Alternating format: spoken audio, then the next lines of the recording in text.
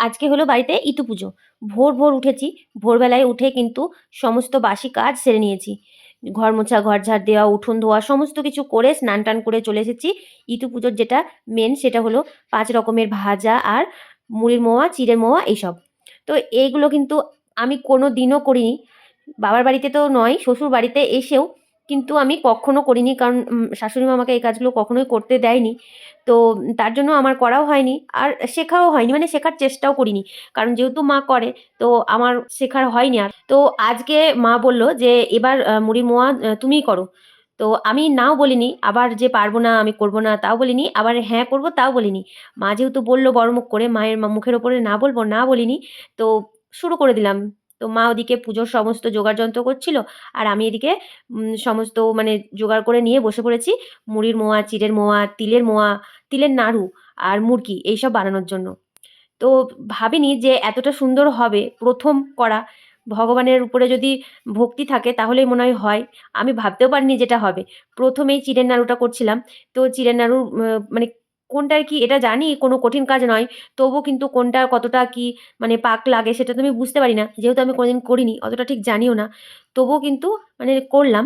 তো যাই হোক নাড়ুটা চিঁড়ের নাড়ুটা ১ম এ কিন্তু ভালো মতো নাড়ুটা পাকানো হচ্ছিল না। তারপরে দেখলাম মানে যখন ঠান্ডা হলো তখন কিন্তু বেশ ভালোই পাকানো হয়ে গেল। তো একাই নাড়ুগুলো পাকিয়ে ফেললাম।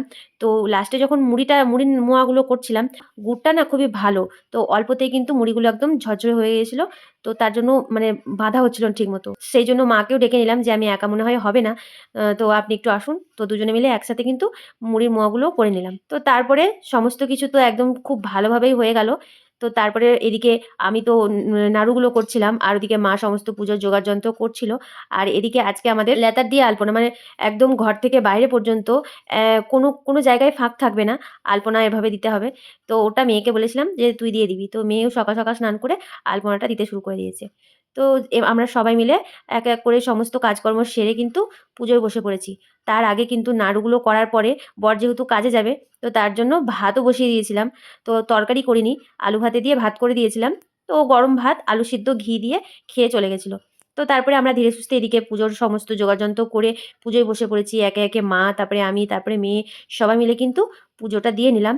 তো এই পুজোতে কিন্তু সোনা আর রূপো লাগে। আর সবথেকে যেটা আসল সেটা হলো কোনো ফুল না হলেও চলবে কিন্তু রায়ের ফুল লাগবেই লাগবে। তো রায়ের ফুল, নতুন ধানের শীষ, তারপরে মূলো, রায়ের গাছ এইসব দিয়ে মূলো গাছ সবকিছু দিয়ে পুজোটা করে নিলাম। এই ইঁদুর ঘরটা কিন্তু ভোরবেলায় মানে ভোর যখন অন্ধকার থাকে তখনই কিন্তু ঘরটা ভরতে হয়।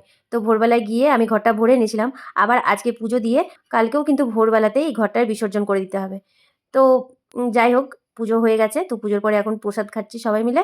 তো আজকের ভিডিওটা কেমন লাগলো জানাবে। ভালো লাগলে অবশ্যই একটা লাইক কমেন্ট করে দিও। এখন আসি আবার দেখা হচ্ছে অন্য ভিডিওতে। ততক্ষণ তোমরা সবাই খুব ভালো থেকো। Tata, bye bye.